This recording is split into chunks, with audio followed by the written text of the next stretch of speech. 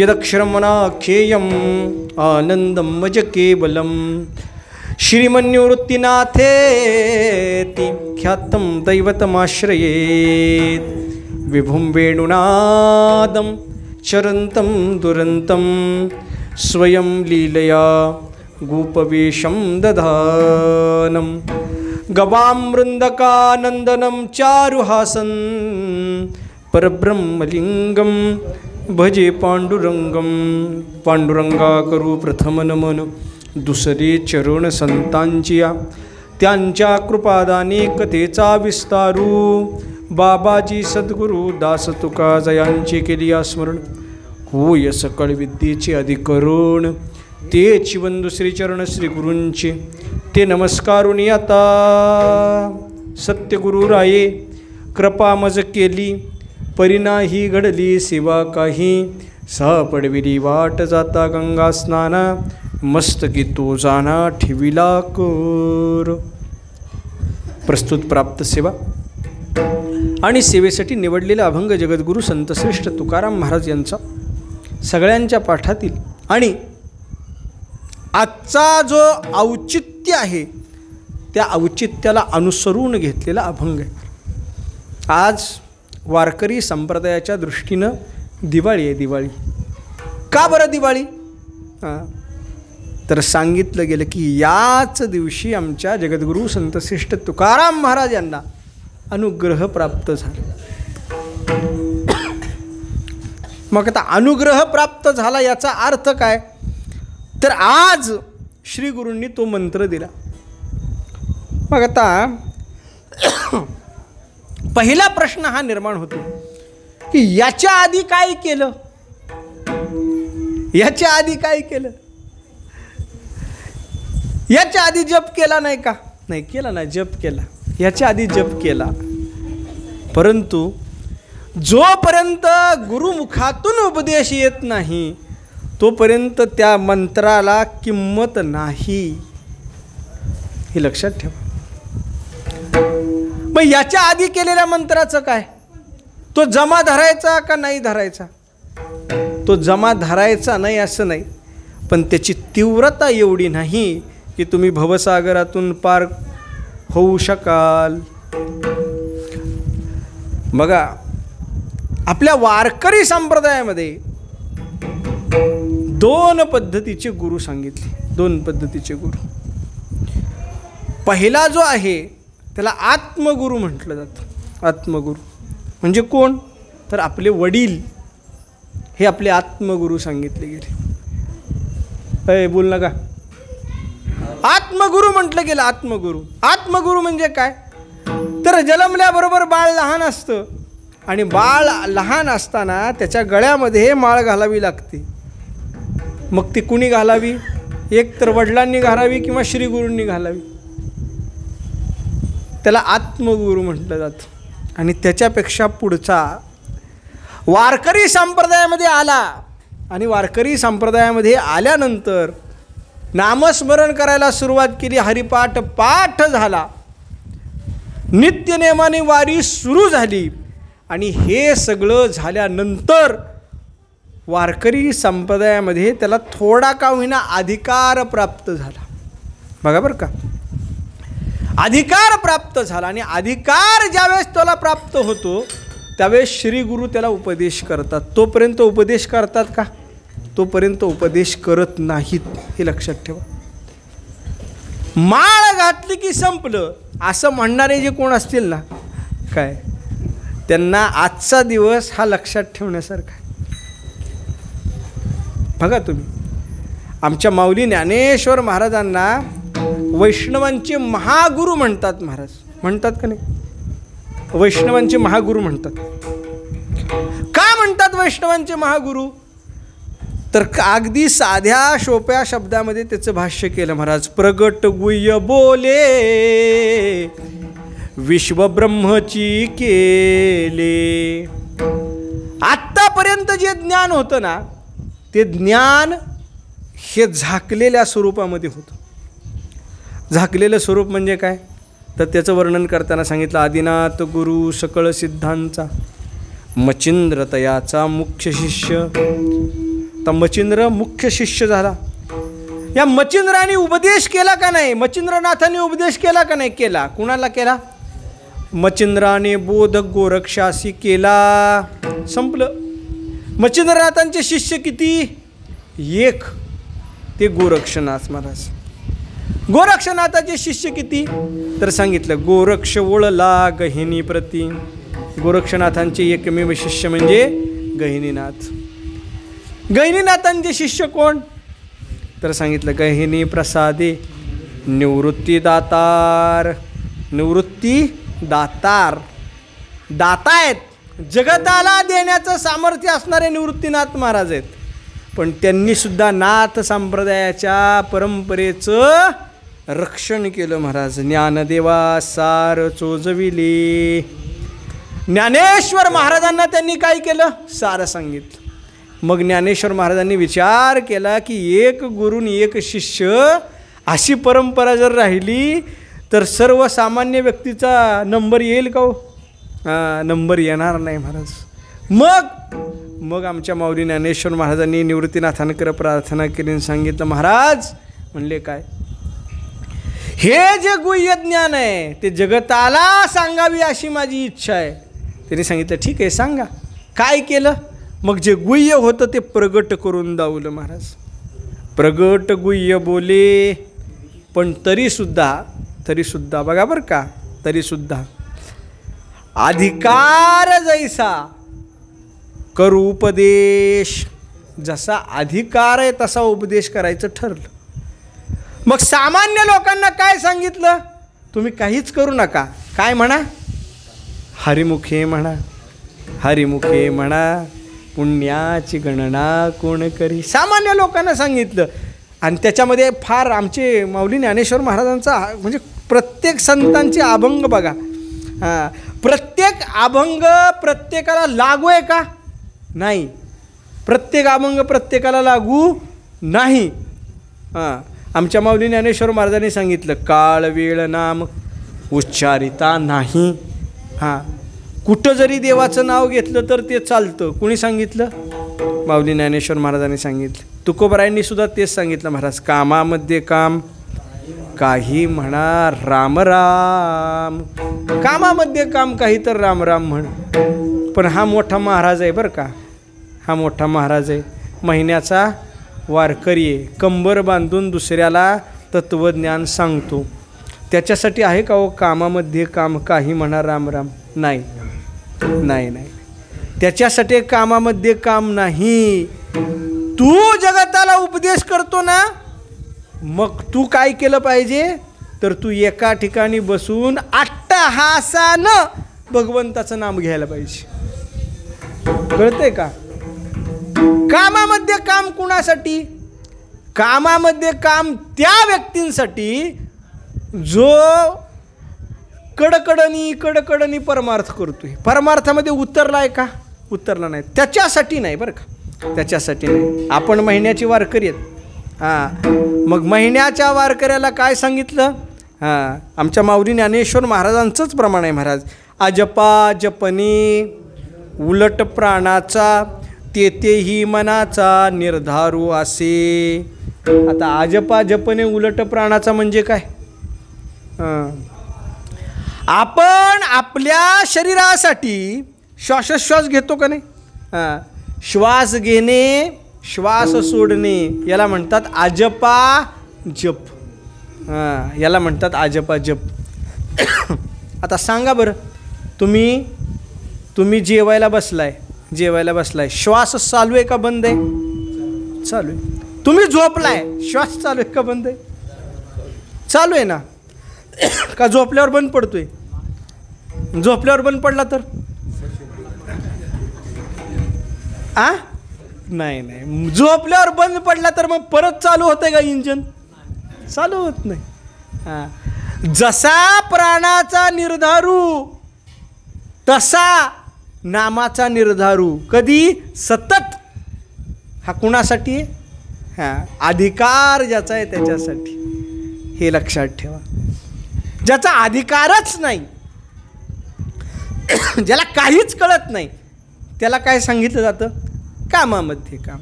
पण अधिकार प्राप्त झाला की उपदेशसुद्धा बदलला, अजून अधिकार वाढला, अजून अधिकार वाढला त्या साधकाचा.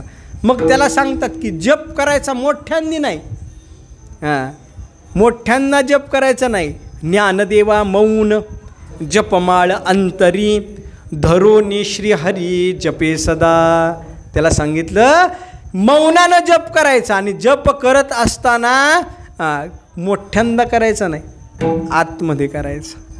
कळतंय का? अजून अधिकार वाढला, अजून अधिकार वाढला. मग सांगितलं समाधी संजीवन हरिपाठ. प्रत्येकाला समान उपदेश आहे का हो? नाही ना. प्रत्येकाला समान उपदेश असला असता तर किती सोपं झालं असतं. एकाला सांगितलं महाराज सांगतो तुम्हासी भजारे विठ्ठला, सांगितलं तुम्हाला सांगतो, ऐकलं का सगळ्यांनी? नाही ना. म्हणून तुकोबाराय म्हटले लागून या पाया विनवितो तुम. त्यांना सांगितलं. आमच्या नाथ महाराजाकडे तसली भानगड नाही बरं का. आमचे नाथ महाराज कुणाच्याही पाया पडत नाहीत. अरे करलं तर तुझ्यासाठी आणि नाही केलं तर तुझ्यासाठी, माझं काय जाते. नाथ महाराजांचा हरिपाठ बघा. काय अगदी पुढच्या अगदी शेवटच्या टोकाला जाऊन त्यांनी वर्णन केलेलं पाहायला सापडतं. म्हणून अधिकार जसा आहे तसा आमचे संत महात्मे उपदेश करतात महाराज. अधिकार उपदेश.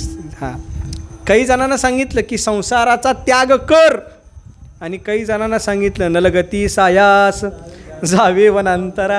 अहो मग असं कसं बोलताय महाराज? संसाराच्या नावे घालून या शून्य एकीकडे सांगितलं आणि दुसरीकडे काय सांगितलं असोनी संसारी. मग नक्की काय करावं माणसाने नक्की काय करावं? तर याला एक मार्मिक दृष्टांत आहे बरं का, मार्मिक दृष्टांत. आमचे बाबा सांगायचे हा दृष्टांत. एक पैलवान होता. पैलवान हिंद केसरीपर्यंत जायचा आणि हिंद केसरीच्या फायनलला पडायचं. 2-3 वेळा झालं. मग त्यांनी विचार केला, म्हणला आपण शेवटपर्यंत जातोय आणि पडतोय, काय भानगड आहे? म्हणले जो जिंकतो त्याला वर्म विचारावं.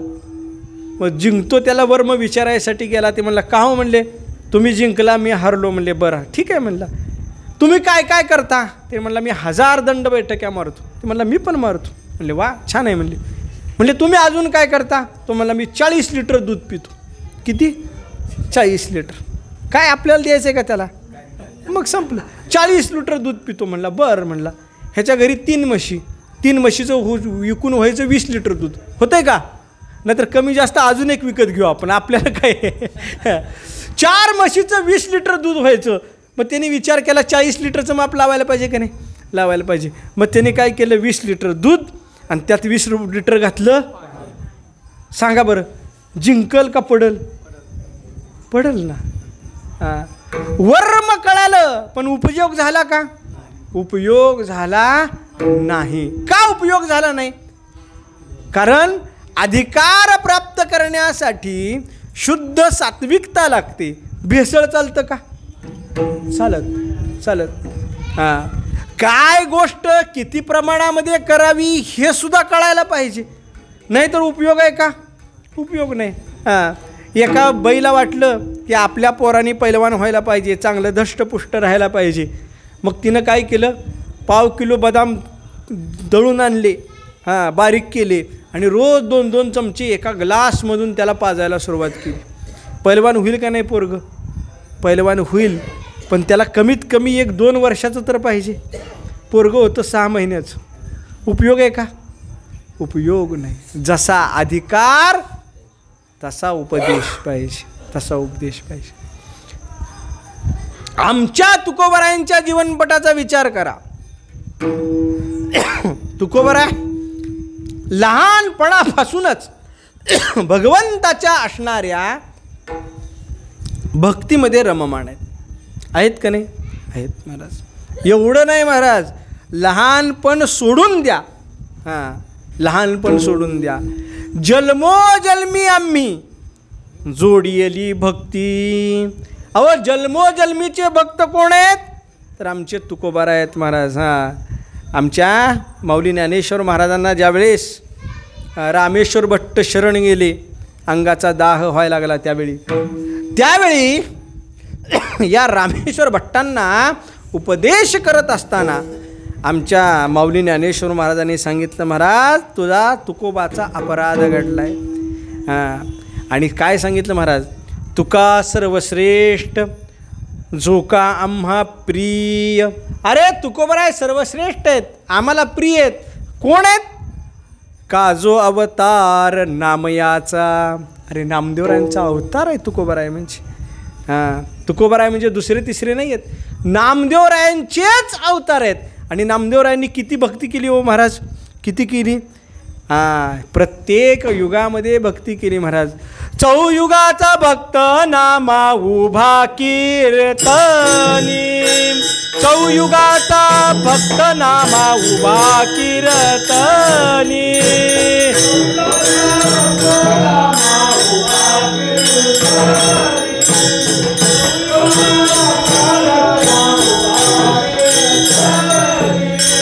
चहुयुगाचा भक्त नामा उभा कीर्तनी. चौयुगाचा भक्त नामा उभा कीर्तनी.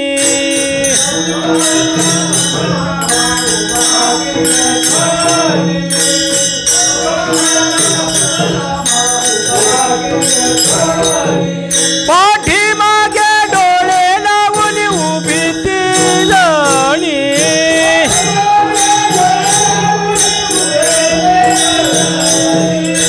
पाठीमागे डोळे लावून उभी ती जणी.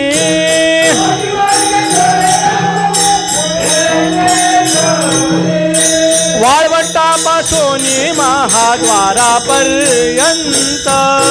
वाळवंटापासून महाद्वारापर्यंत.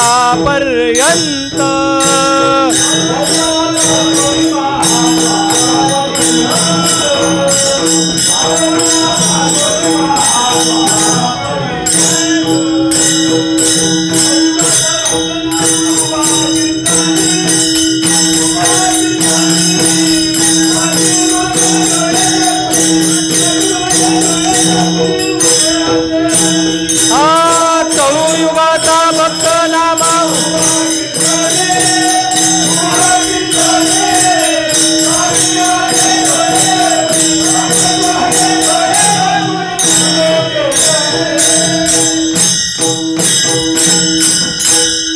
बघा बरं का, वर्णन करताना सांगितलं चहुयुगाचा भक्त नामा.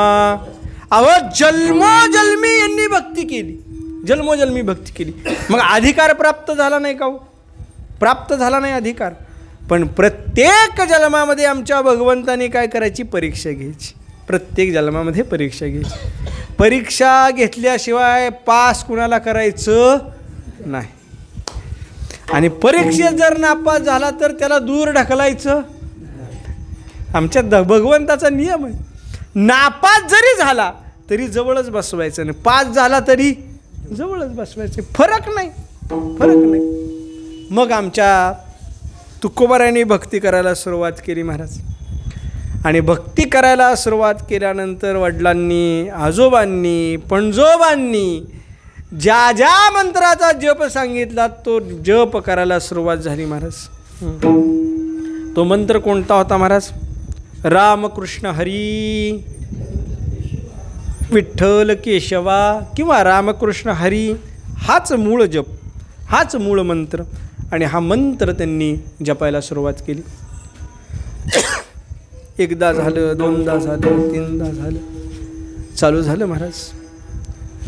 आणि अशा एका अवस्थेला आमच्या तुकोबराय प्राप्त झाले की त्या जपाचा एवढा लळा तुकोबरायांना लागला की त्याशिवाय अन्य कोणताही जपच अंतःकरणामध्ये प्रवेश करणा झाला. आता जप दुसरा प्रवेश करतोय का अंतःकरणामध्ये? नाही, आता नाही. एकच जप. एकविध आम्ही न धरू पालट, एवढं एकविध त्या जपाशी झाले की आता त्यापासून परत माघारी येत नाही, ही अवस्था झाली. पण जसा जसा अधिकार वाढायला सुरुवात केली पारमार्थिक क्षेत्रामध्ये, तसं तसं आमच्या तुकोबाऱ्यांना कळलं की आपण अजून पहिल्याच पायरीवर आहोत. अजून आपण दुसऱ्या पायरीवर गेलो आहे का? नाही. एक एक पायरी चढत या परमार्थामध्ये यावं लागतं पुढं. तिथंच बसला आणि तेवढंच येतं आहे म्हटलं तर मग ती चुकीचं. संसारामध्ये सुद्धा वेगवेगळ्या पायऱ्या आहेत का नाही? संसारामध्ये वेगवेगळ्या पायऱ्या आहेत. आधी 2 चाकी होती, परत 4 चाकी येते, परत 4 चाकी मोठी येते, आहे की नाही? मग बारकं घर असतं, मग 2 मजली होतं, मग 3 मजली होतं, बरोबर का नाही? आधी आपलं लग्न होतं, मग पोरं होते, मग पोरांची लग्न होते. आधी कोण असतो? बाळ असतो, बरोबर का नाही? बाळाचा बाप होतो, बापाचा आजा होतो, आजाचा पंजा होतो, पंजाचा खापर होऊ द्या की काय जातं आपलं तेव्हा. वाढत गेलं का नाही ग्रेड?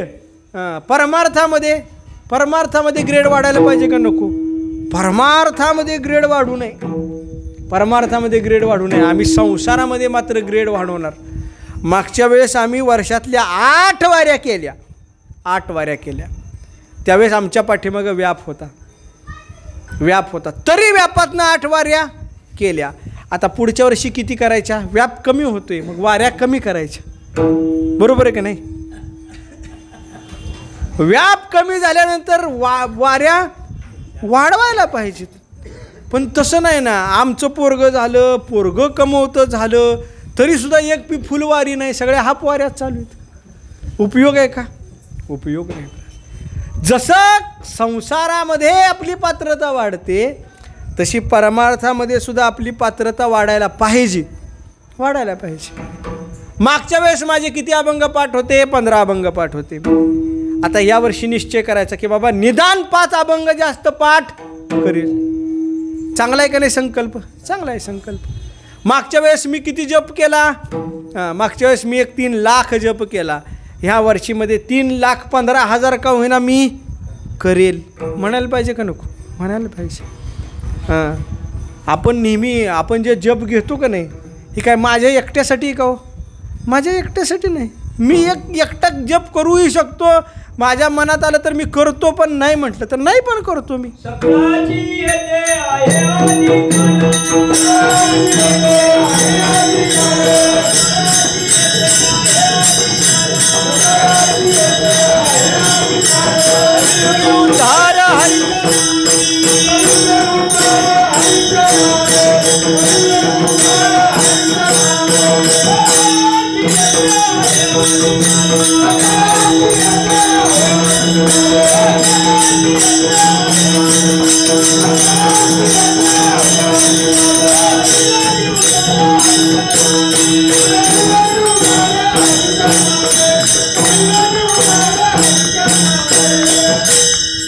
सकळांशी येते आहे अधिकार.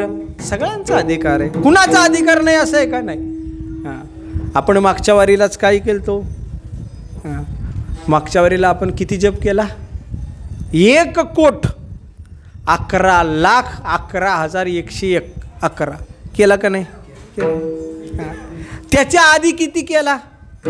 यज्ञ झालता बघा, किती केला?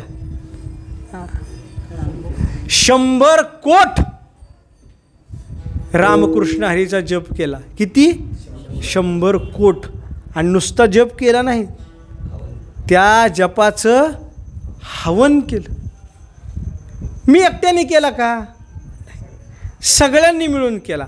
बरं मला सांगा, तुम्ही मला सांगा, हे जर निघालं नसतंच तर केला असता का?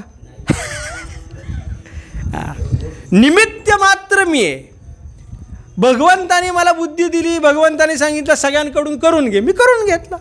भगवंत उद्या म्हणणार नाही काय ह्यांच्याकडनं काय करून घेऊ नको, मी राहिलं तसंच. बरं त्याच्यामुळं तुमचं अडणार आहे का माझं अडणार आहे? तुम्ही पण जप करताय, मी पण करतोच आहे. काय बदल आहे का? काहीच बदल नाही. पण आपण ज्यावेळी या परमार्थामध्ये येतो त्यावेळेस आपल्या हातून संकल्प व्हायला पाहिजेत, संकल्प पूर्ण व्हायला पाहिजेत, आणि त्या माध्यमातून आपला अधिकार किती हे आपल्याला कळलं पाहिजे. बस. तुका म्हणे मज कळते चाचणी, बडबडीची वाणी अथवा सत्य. तुकोबाराय कोणाला सांगता तो? माझी मला कळतंय आणि माझी मी सुद्धा काय करतोय? परीक्षा घेतोय, परीक्षा घेतोय. काही जण आम्हाला भेटले, म्हणले महाराज, म्हणले काय तुम्ही जप करायला सांगता आणि जप लिहायला सांगता, एवढा जप लिहा, तेवढा जप झाला लिहा, तेवढा जप. मग जप कुणाला सांगावं का? जप कुणाला सांगावं का की मी एवढा जप केला म्हणून सांगावं का? आणि सांगितल्यानं काय बिघडतंय वे? सांगितल्यानं बिघडतंय का? हां, एखादी नवीन सोन्याची चांदीची गोष्ट केली, 4 पाहुण्याला दाखवतो का नाही आपण? 4 पाहुण्याला दाखवल्यानंतर 4 पाहुणे ज्यांची ज्यांची हैसियत असते, पात्रता असते, ते काय करतात? हिनं केली आपण पण करायला ईर्ष्येनं ती घेतात का नाही? घेतात. तसं मी एवढा जप केला असं ज्यावेळेस सगळ्यांना कळतं त्यावेळेस एकाला तर वाटेल की नाही 100 की ही करते, आपण न करायला काय झालं? बस तेवढंच पाहिजे, तेवढंच पाहिजे. आणि याला प्रमाणसुद्धा आहे बरं का. भाग्यवंता हेची काम मापे नाम वैखरी. मापे म्हणजे मोजतो, मोजतो नाव, नाव मोजून घ्यायला पाहिजे. महाराज आम्ही जप करतो, म्हणजे किती करतो? म्हणजे तसं काय नाही, कधी 1 तास करतो, कधी अर्धा तास करतो. तसं चालतंय का? हां, तुला कधी 1 पोळी खायला गेली, कधी अर्धी दिली, चालेल का? नाही चालत. पोळ्या मोजून खायच्या आणि जप मोजून खायला करायला काय होते? हां, काय होते? मग अधिकार प्राप्त करून घेण्यासाठी हे करावंच लागतं, हे लक्षात ठेवा. भले तुम्ही लोकाला सांगू नका, एक छोटीशी वही करा, त्या वहीमध्ये लिहून ठेवा, आज एवढ्या माळा, उद्या एवढ्या माळा, रोज मापायचं. हां, बघा बरं का. हां, मी नेहमी उदाहरण सांगतो, एखादा शेतकरी आहे, शेतकरी, त्या शेतकऱ्याने एखादं पीक घेतलं, पिकं घेतल्यानंतर त्या पिकामध्ये त्याला तोटा झाला. भांडवल लागलं 9,000 रुपयाचं आणि मिळाले 6,000 रुपये. तिने सांगितलं ठीक आहे बाबा, एखादं वर्ष असं जातं.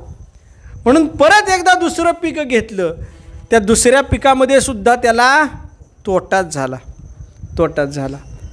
तिसरं पीक घेतलं, तिसऱ्या पिकामध्ये तोटा झाला. चौथ्यांदा पीक घ्यावं का? शहाणा असेल तर त्यांनी त्या फंद्यात पडावं का? फंदात पडू नये. त्यांनी विचार करावा, हाय ते मुदलात घाटा व्हायला लागला, उपयोग आहे का घेऊन? उपयोग नाही. हां, तुका म्हणे लाभ होय तो व्यापार, ज्याच्यामध्ये लाभ तोच व्यापार.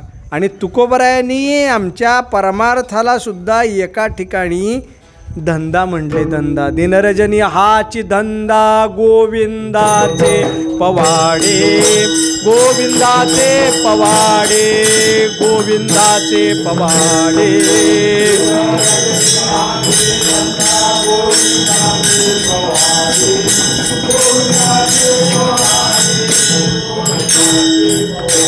दिन रजनी हाची धंदा गोविंदाचे पवाडे, गोविंदाचे पवाडे, गोविंदाचे पवाडे.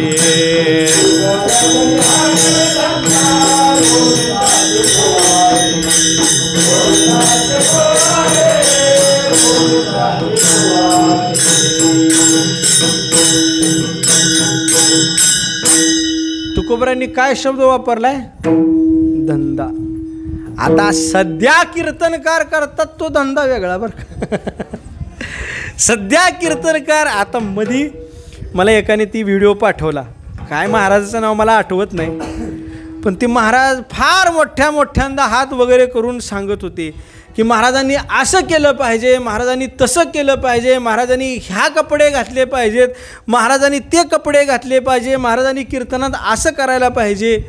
मी जरा नीट निरखून बघितलं तर हीच महाराज बसून कीर्तन करत होता. हीच महाराज बसून कीर्तन करतो, लोकाला तत्वज्ञान सांगतो. अरे काय. हां, आमच्या पंढरपुरामध्ये फडफरंपरेवर असणारे बघा, हां, अगदी म्हातारे झाले. अरे घोडीला धरून कीर्तन केलेत. आमच्याकडे टिंबूकर महाराज यायचे, टिंबूकर महाराज. हां, टिंबूकर महाराज वय 85-90च्या पुढे गेलं. मग पोरांना काहीतरी काम होतं, माघ शुद्ध अष्टमीचं त्यांचं कीर्तन असायचं. हां, कीर्तन करताना घोडीला धरून उभारून कीर्तन केलं, पण बसून कीर्तन केलं. ही चांगला तरणा बांड दिसत होता, सांगणारा, दुसऱ्याला उपदेश करणारा. पण ही लोकाला सांगतो असं कीर्तन केलं पाहिजे, तसं कीर्तन केलं पाहिजे, स्वतः मात्र बसून कीर्तन करतो. वा रे वा, उपयोग आहे का हो? उपयोग नाही महाराज. परमार्थाला धंदा म्हटलं, का म्हटलं तर त्याला पैसा किंवा अर्थार्जनाचं साधन म्हणून सांगितलं नाही. परमार्थ हा पुण्य कमवायचं साधन आहे. परमार्थ हे आत्मोन्नतीचं साधन आहे, म्हणून त्याला धंदा शब्द वापरला. आणि याचा लेखाजोखा प्रत्येकाने ठेवायला पाहिजे, प्रत्येकाने ठेवायला पाहिजे. आणि मग तो लेखाजोखा ठेवल्यानंतर कधीतरी अशी अपेक्षा येते, कधी असा एक अधिकार प्राप्त होतो, त्या अधिकाराला मग अंतःकरणामध्ये असं वाटतं की आता मला गुरूंनी उपदेश केला पाहिजे. कळतंय का? आता मला गुरूंनी उपदेश केला पाहिजे. माळ घातली की वारकरी झाला की मोक्ष मिळाला असं नाहीच, हे लक्षात ठेवा. माळ घातली म्हणजे सगळं नाही. माळ घातल्यानंतर गुरु आपल्याला सांगतात, काय काय सांगतात? नित्य रामकृष्ण हरीचा जप करायचा, बरोबर काय? दर 15 दिवसाची एकादशी करायची, हरिपाठ म्हणायचा, हे सगळं सांगतात का नाही? सांगतात. आणि मग 1, 2, 5, 10, 15, 20 वर्ष ज्यावेळेस जातात त्यावेळेस असं वाटतं की बाबा हां, आता गुरूंनी सांगितलेलं सगळं आचरण मी करतोय, आता इथपर्यंत थांबायचं का नाही? आता याच्यापेक्षा जास्त अधिकार संपन्न होण्यासाठी गुरूंनी मला उपदेश केला पाहिजे. आणि ही अंतःकरणामध्ये एक अपेक्षा निर्माण होती. 2 पद्धतीचे मंत्र सांगितले महाराज. एक उघडा मंत्र, एक उघडा मंत्र, एक उघडा मंत्र आहे. आणि दुसरा मंत्र आहे तो म्हणजे गुह्य मंत्र, ज्याला गुरुमंत्र म्हटलं जातं. तो गुरुमंत्र प्राप्त झाल्याशिवाय वारकरी संप्रदायामध्ये उद्धार नाहीच, हे लक्षात ठेवा, हे लक्षात ठेवा. भले तो कोणता का मंत्र असं ना. अहो हे आम्हाला माहिती आहे, हे आम्ही म्हणतच होतो आधी, मग तुम्ही सांगायची काय गरज आहे? नाही नाही नाही, तोच का होईना मंत्र, पण तो कुठून यायला पाहिजे? गुरूंच्या मुखातून यायला पाहिजे, हे लक्षात ठेवा. आणि मग ही अशी अंतःकरणामध्ये एक भावना निर्माण झाली. पण पुढं असं वाटायला लागलं की माझी भक्ती जी आहे ही रामकृष्ण हरी मंत्रावर आहे, आणि गुरूंनी जर मला दुसरा मंत्र सांगितला तर मग काय करायचं? रामकृष्ण हरी मंत्र म्हणायचा का गुरूंनी दिलेला मंत्र म्हणायचा? द्विधावस्था होती का नाही? हां. मग आमच्या तुकोबारायांनी विचार केला, काय करावं, काय करावं, काय करावं. अहो दिवसा तेच, रात्रीसुद्धा तेच चिंतन, त्याच्याशिवाय दुसरं चिंतन आहे का? दुसरं चिंतन नाही. आम्हाला ज्या पद्धतीनं एखाद्या गोष्टीचे वेध लागतात का नाही, वेध लागतात का नाही? वेध आपल्याला कशाचे लागतात? सांसारिक गोष्टीचे वेध लागतात. हां, मी नेहमी उदाहरण देत असतो. कीर्तनामध्ये काही काही व्यक्ती अशा असतात बघा, कीर्तन चालू झालं की ती जांभळ्या द्यायला सुरुवात करते. कीर्तनामध्ये त्याचं तोंड बघण्यासारखं असतं महाराज. हां, तुकोबाराय वर्णन करतात महाराज, फुटली गवरी ऐसा दिसे तोंडावरी. गौरी फुटली म्हणजे काय माहिती ना? त्याचं कीर्तनामध्ये तोंड असतं सुतक पडल्यासारखं. कोण तर जवळचं गेल्यावर तोंड कसं करावं लागतं का नाही? होत नाही, लागतं तसं त्याचं तोंड कीर्तनामध्ये. हे जांभळीवर जांभळी, जांभळीवर जांभळी, जांभळीवर जांभळी. आणि कीर्तन सुटू द्या की. मग जेव्हा कीर्तन सुटतं त्यावेळेस रात्री 2 वाजेपर्यंत हलत नाहीत अजिबात, हलत नाहीत अजिबात. बघा तुम्ही, हरिपाठ चालू झाला तर बाहेर जाऊन लोक बसतात कट्ट्यावर. हां, का बरं? का बरं?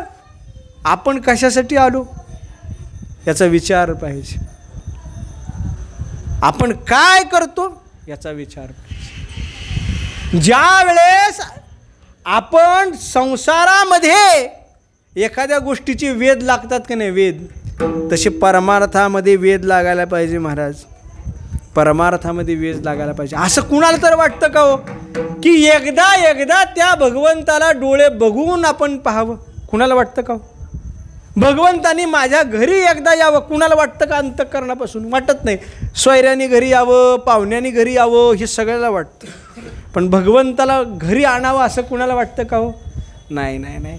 हां, कै येता देखील माझा माय बाप,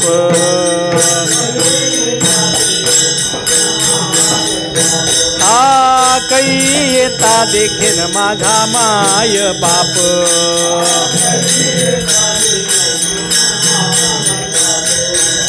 घटका मोठे दिवस लेखी धरोनिया माप,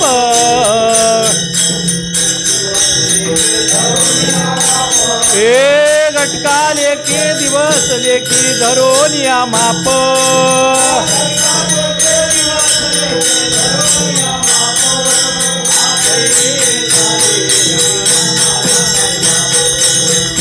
येता देखील माझा माय बाप,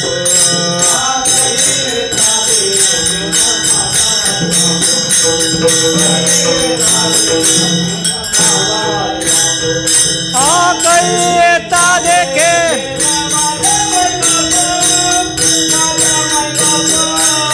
घटका मोठे दिवस देखी धरोनिया माप,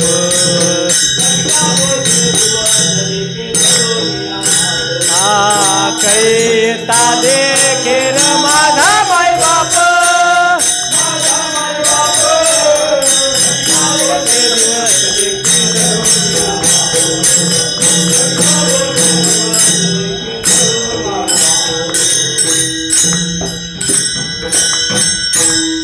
असं कधी वाटलं का हो की त्याने आपल्या जवळ यावं? नाही ना वाटत. आणि जोपर्यंत वाटत नाही तोपर्यंत देव तर तुमच्याकडे येणार आहे का हो? येणार नाही ना. ज्या वेळेस आपल्या अंतःकरणातली अवस्था बदलते ना त्यावेळेस हे विचार मनामध्ये येतात, तोपर्यंत विचार मनामध्ये येत नाहीत.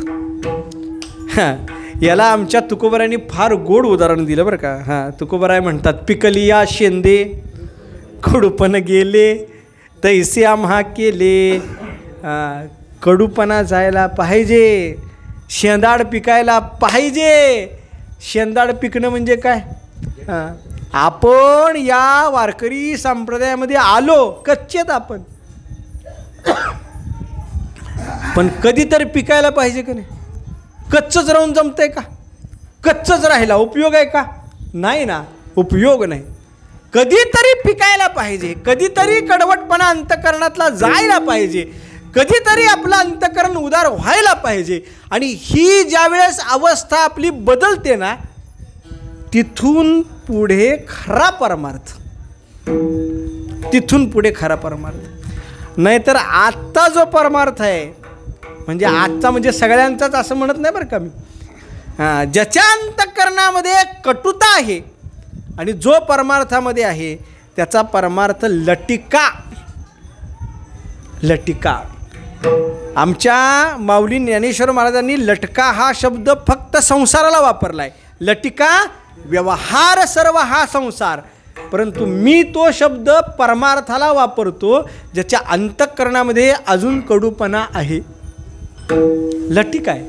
अहो, उदार मन करायचं, उदार मन करायचं परमार्थामध्ये बरं का. संसारामध्ये उदार करायचंच नाही, संसारामध्ये उदार करायचं नाही.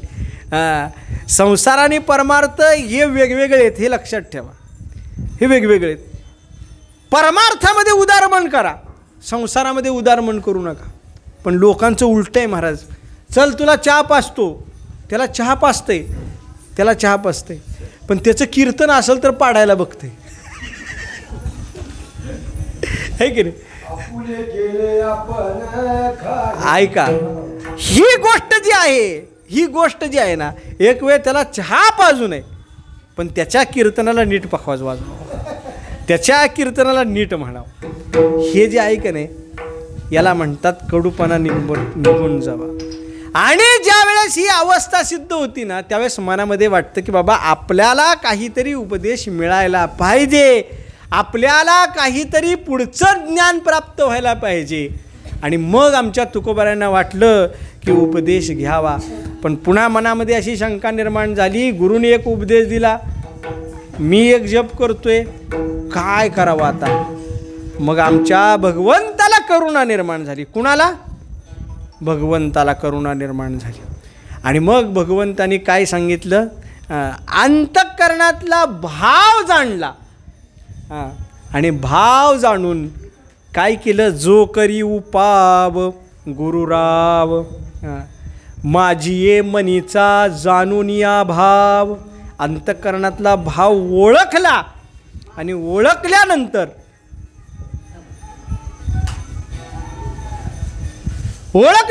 त्यांनी काय केलं, एक उपाय केला. उपाय कोणता उपाय केला? फार सोपा उपाय महाराज. आपणची देव होय गुरु, आपणची देव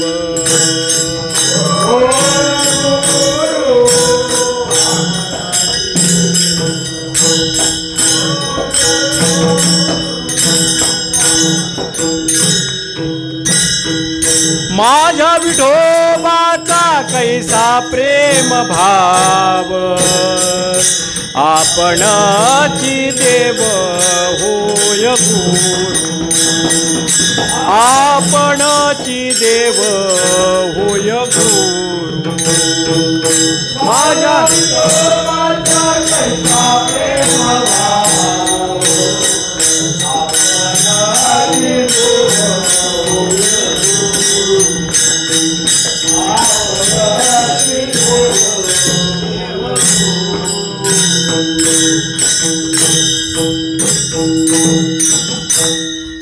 काय उपाय केला? साक्षात देवच पण गुरुस्वरूपाने आले. बघा बरं का, जगामध्ये भगवंताचे अनेक अवतार आहेत, पण त्या अनेक अवतारामध्ये भगवंताचे फक्त 2च शिष्य आहेत. फक्त 2 शिष्य, ज्याला भगवंताने गुरु म्हणून उपदेश केला. पहिला अर्जुन महाराज. अर्जुन महाराजांना गीतेचा उपदेश गुरु म्हणून केला. आणि दुसरे संत श्रेष्ठ आमचे तुकोबाराय. तुकोबारायांना गुरु म्हणून देवानेच उपदेश केला. आता देवाने उपदेश कसा केला तर ते अभंगामध्ये सांगितलं. काय केलं? सत्यगुरुराये कृपा मज केली. आमचे सत्य घडलेली घटना तुम्हाला सांगतो. आमच्या गुरुरायांनी आमच्यावर कृपा केली, पण सगळ्यात महत्त्वाची गोष्ट अशी घडली की माझ्या हातून त्यांची सेवाच घडली नाही. बघा बरं का, फार फार परमार्थामध्ये सगळ्यात महत्त्वाचं जर काय असेल का नाही, सगळ्यात महत्त्वाचं तर सांगितलं, येत सेवा दारवंटा. इथं सेवा नावाचा दारवंट आहे, उमरा. आणि सेवा नावाचा उमरा ओलांडल्याशिवाय परमार्थामध्ये प्रवेश नाही.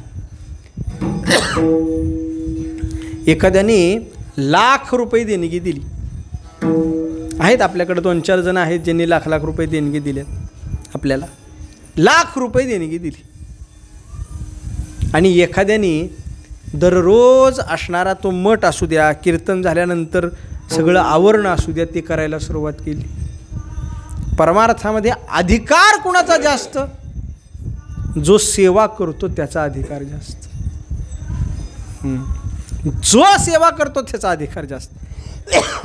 मग ती सेवा कोणती का असना पण केली पाहिजे. तुकोबाराय खंत व्यक्त करतात, खंत परी नाही घडली सेवा काय. मग तुकोबारांना विचारलं, का म्हणले, तुम्हाला कसा उपदेश केला जरा सांगता का म्हणले सांगतो म्हणले. काय झालं? सापडविली वाट जाता गंगा स्नाना. पूर्वीचा काळ आणि पूर्वीच्या काळी मी निघालो होतो म्हणले. कुठं? गंगा स्नानाला निघालो होतो. आता गंगा म्हटलं की फक्त काशीमध्ये वाहते तीच गंगा असा अर्थ नाही बरं का, हे लक्षात ठेवा. कारण जे जे पाणी आहे, जे वाहतं पाणी आहे, ते सगळं गंगा स्वरूप सांगितले. तुम्ही गंगा हे चंद्रभागेलाही म्हणू शकता, इंद्रायणीलाही म्हणू शकता, आणि तुमच्या घरातल्या पाण्याला सुद्धा गंगा म्हणू शकता. बघा बरं का, आपण नित्य आंघोळ करतो महाराज. आंघोळ करताना सुद्धा काय म्हणावं ह्याचे श्लोक आहेत.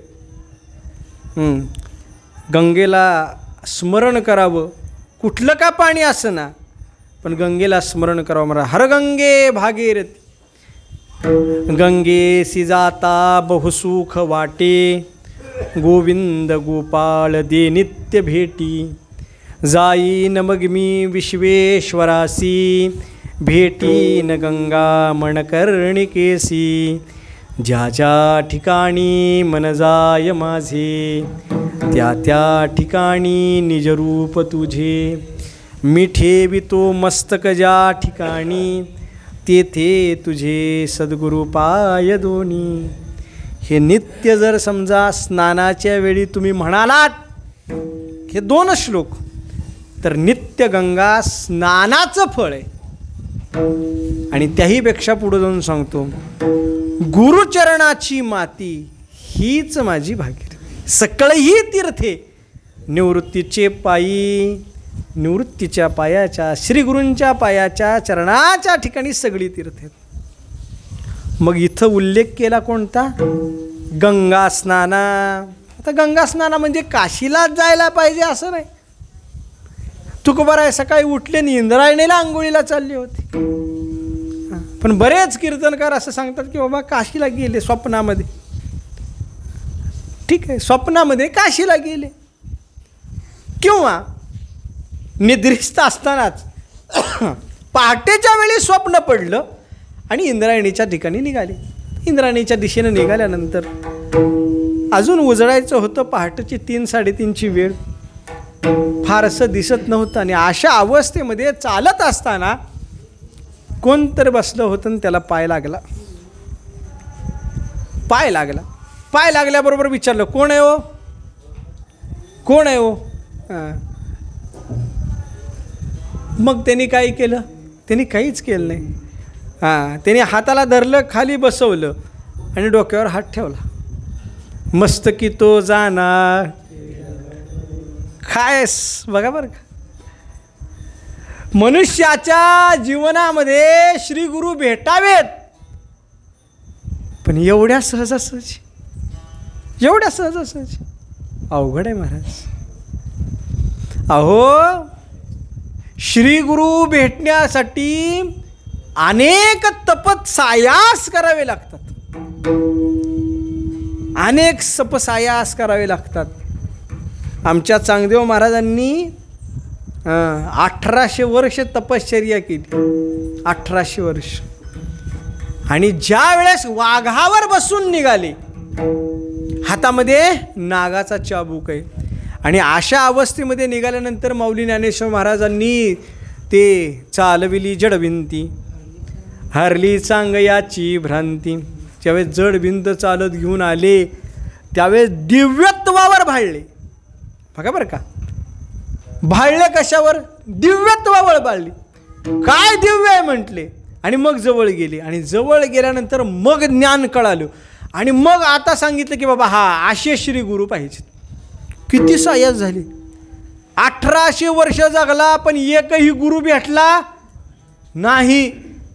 बघा, आपलं वयच किती? 100 वर्ष. आयुष्य 100 वर्ष आपलं.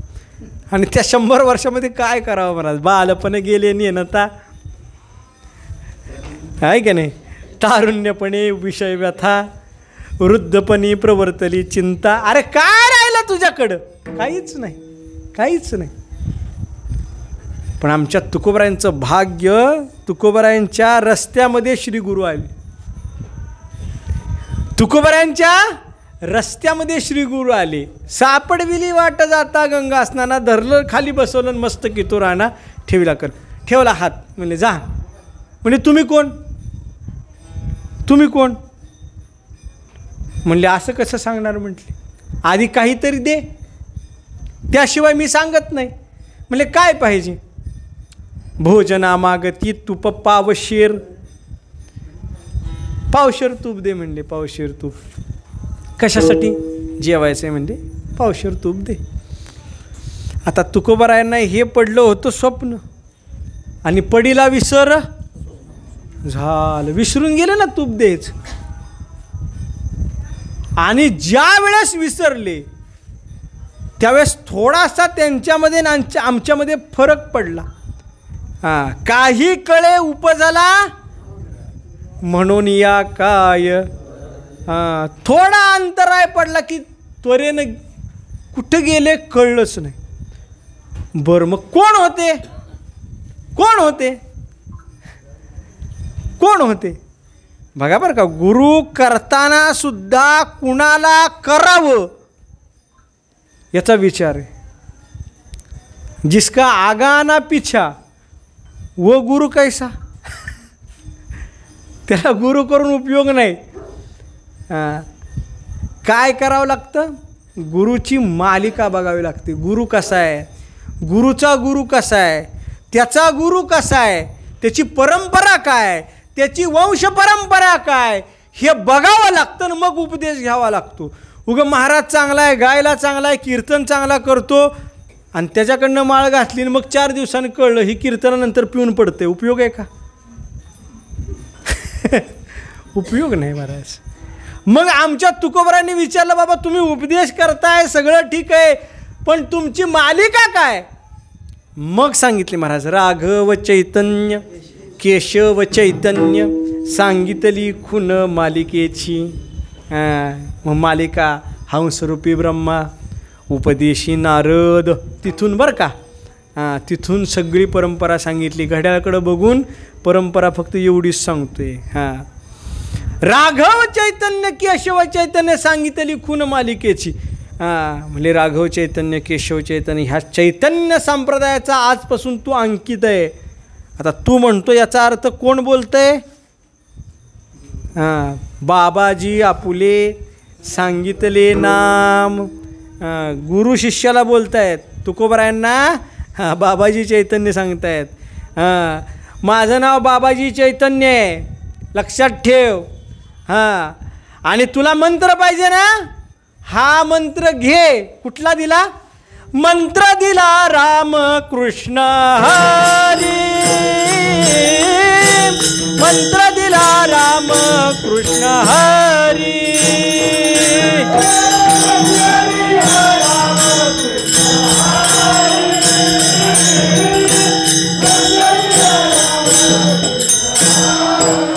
बाबाजी आपुले, बाबाजी आपुले सांगितले नाम, मंत्र दिला राम.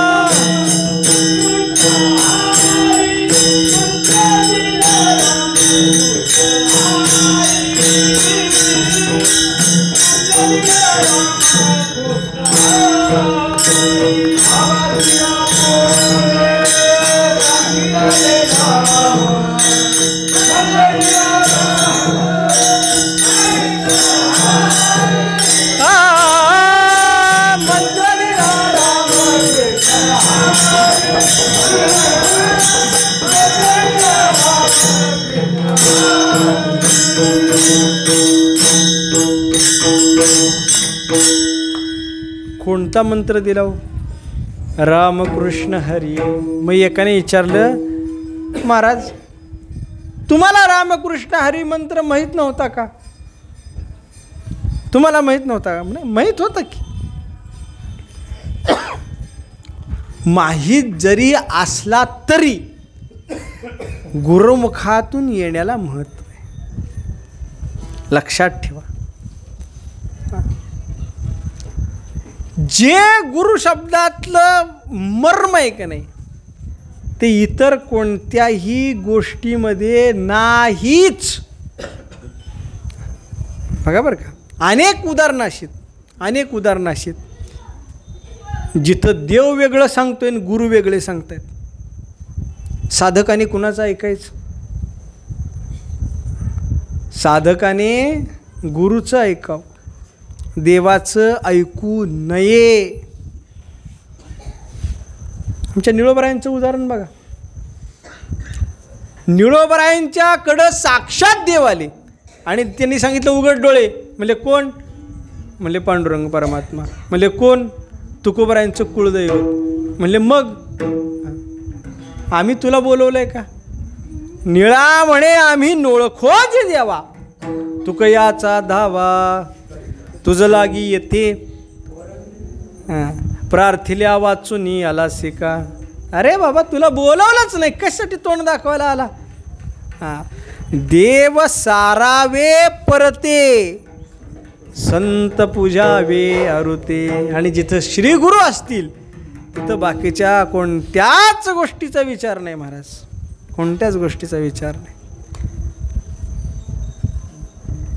जगामध्ये दोन गोष्टी अशा आहेत, दोन गोष्टी असतात की ज्या आपल्यासारख्या दिसतात पण आपल्यासारख्या नसतात. दोन गोष्टी अशा आहेत. पहिले संत.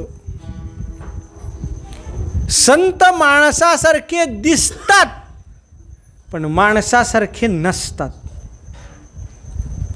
याचं उदाहरण देताना आमच्या भाई प्रकरणामध्ये आमचे तुकोबराय सांगतात महाराज, आहा आहा रे भाई, समुद्र नदीनो हे पैगा, पाषाण म्हणून ये लिंगा, संत नवती जगा मानसाच्या सारखे. आहा आहा रे भाई. अनेक उदाहरणं दिली त्याच्यामध्ये. संत हे माणसासारखे आहेत का? नाही. त्या पद्धतीने श्री गुरुसुद्धा माणसासारखे नाहीत. श्री गुरुसुद्धा आपल्यामध्ये ते आहेत, आपल्या खांद्यावर हात टाकतात, आपल्यामध्ये जगाप्रमाणे त्यांचा व्यवहार आहे, तरीसुद्धा ते जगाप्रमाणे नाहीत. हे लक्षात ठेवा. मागितलं पावशेर तूप दे, तुकोबरांना मागणारे कमी आहेत का हो? जे त्यांनी यावं तुकोबरांना मागावं, ज्यांनी यावं तुकोबरांना मागावं. पण इतरांच्या मागण्यामध्ये आणि श्रीगुरूंच्या मागण्यामध्ये फरक आहे का नाही? फरक आहे. इतरांना दिलं काय, न दिलं काय, नको मला काय नाही, परंतु श्रीगुरूंनी मागितलं आणि देता आलं नाही, अंतःकरणामध्ये खंत आहे. मग तुकोबरला विचारलं, तुकोबराय हे घडलं कधी? हे घडलं कधी?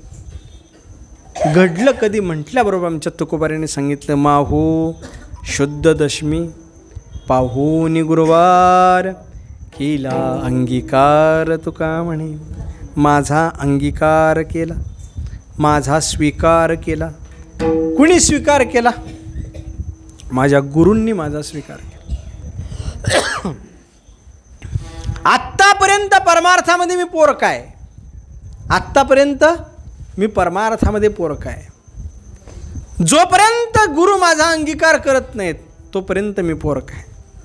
पण ज्यावेळेस गुरूंनी माझा अंगीकार केला त्यावेळेस माय जगन्नाथ, बाप जगन्नाथ, मग मायही जगन्नाथ झाला, बापही जगन्नाथ झाला. तोपर्यंत मी कसा होतो? अनाथ होतो महाराज.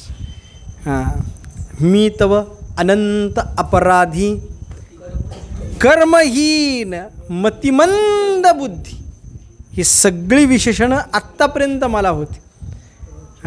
पण ज्यावेळेस संतांनी श्रीगुरूंनी माझा अंगीकार केला त्यावेळेस भय निरसली खंती, भयही गेलं. अंतःकरणामध्ये जी काही खंत होती ती खंतही गेली आणि परिपूर्ण अवस्था सिद्ध झाली. कधी? ज्यावेळेस श्रीगुरूंनी अंगीकार केला तेव्हा. ह्या भवसागरातून तरणं फार अवघड आहे बरं का, फार अवघड. इथं मी म्हणणारे गटांगळ्या खातात, मी म्हणणारे गटांगळ्या खातात. आणि मग त्या भवसागरातून पार करण्यासाठी ही गुरु नावाची नौका आहे, गुरु नावाचा एक आधार आहे महाराज. त्या आधाराच्या माध्यमातून पाठीमागं पुढं जावं लागतं, हे लक्षात ठेवा. आणि गुरुकृपेच्या नावेमध्ये बसल्याशिवाय इत्तंभूत जगतातील एकही प्राणी उद्धारू शकत नाही. अगदी स्वतः ज्ञानेश्वर महाराज सुद्धा म्हणतात, आता उद्धरलो. खाऊ हो, जगताचा उद्धार करण्याचं तुमचं सामर्थ्य आहे होय, परंतु माझा उद्धार गुरुकृपेशिवाय होत नाही. फार एक गोड अभंग आहे बरं का आमच्या माऊली ज्ञानेश्वर महाराजांचा. अरीवरी आर रे पिंपळावरी पार रे, खाली कुंभारवर चाक भोवे रे, डंबाळ के उंबराला वाळके, पिंपळाला काकड्या लागल्या रे, पैलमाळावरी कोल्हा करड काढी, ससा ओकितो वेटी रे. हे सगळे दृष्टांत आहेत. आणि एकच सिद्धांत सांगितला महाराज, निवृत्ती प्रसादे ज्ञानदेव बोले, गुरुविणे अनुभव जाणती रे, गुरुविणे अनुभव जाणती रे, डंबाळ के उंबराला वाळके, पिंपळाला काकड्या लागल्या रे. अवघड आहे का नाही? पिंपळाला काकड्या, उंबराला वाळक लागतात का? लागतील. कधी लागतील? जर गुरुशिवाय एखादा विद्यार्थी तरू शकत असेल तर लागतील, पण गुरुशिवाय नाही नाही नाही. अहो, कीर्तन करण्याचा अधिकार सुद्धा नाही त्याला. माऊली ज्ञानेश्वर महाराज सांगतात, द्वैताची झाडणी. गुरुविन ज्ञान. तू जर नुसतं पाठ केलं, प्रवचन कीर्तन सांगायला सुरुवात केली तर तुझा अधिकार नाही. गुरुपाशी जाऊन ज्ञान प्राप्त करून घ्यावं, त्यावेळेसच कंबर बांधावी, नाहीतर उपयोग नाही. नाहीतर आहेतच, मग आहेत का नाही? आहेत. जोपर्यंत श्रीगुरु अंगीकार करत नाहीत तोपर्यंत जगतामध्ये उद्धारच नाही, हे लक्षात ठेवा. उद्धार नाहीच. मी चकारात्मक बोलतो. म्हणून आमच्या तुकोबरायांचा अंगीकार जसा श्रीगुरूंनी केला, जो मंत्र आमच्या श्रीगुरूंनी तुकोबरायांना दिला, त्याच पद्धतीनं गुरुमंत्र सर्वांनी घ्यावा. गुरुमंत्राच्या माध्यमातून आपल्या जीवनाची कृतार्थता करावी, एवढीच एक या ठिकाणी इच्छा प्रकट करतो. हे आत्मोद्धारासाठी, महाराजासाठी नाही, आपल्यासाठी आपण गुरुमंत्र घ्यायचा आणि त्या गुरुमंत्राचा यथार्थ निश्चित पद्धतीनं जप करायचा. आणि मग तो जप झाल्यानंतर मग बळीयाचे अंकित आम्ही झालो, मग त्या देवाकडं असं बोट दाखवून बोलायचा अधिकार आहे. तोपर्यंत बोलायचा अधिकार नाही, हे लक्षात ठेवा. लक्षात ठेवा. जर समजा आई पाठीमागं असेल ना, तर पोराचं धाडच असतं पुढच्या पोराच्या बरोबर भांडायचं. आणि जर आई पाठीमागं नसेल तर धाडस आहे का? धाडस नाही. तसं गुरुमाऊली जोपर्यंत आपल्या पाठीमागं येत नाहीत तोपर्यंत देवासमोर आपण उभारूच शकत नाही. भांडायचं तर लांब राहील. आणि मग एकदा का गुरु आपरासा केला की मग देवाला सुद्धा भांडण्याची पात्रता आपल्यामध्ये निर्माण होते. एवढा अधिकार फक्त ह्या गोष्टीमध्ये आहे. आणि आजचा जो सुयोग आहे की ज्या दिवशी आमच्या तुकोबरायांना गुरुमंत्र मिळाला, माघ शुद्ध दशमी पाहून गुरुवार केला अंगीकार, तुका म्हणे सापडविली वाट जाता गंगा स्नाना, मस्तकी तो जाना ठेविला खर विठोबा.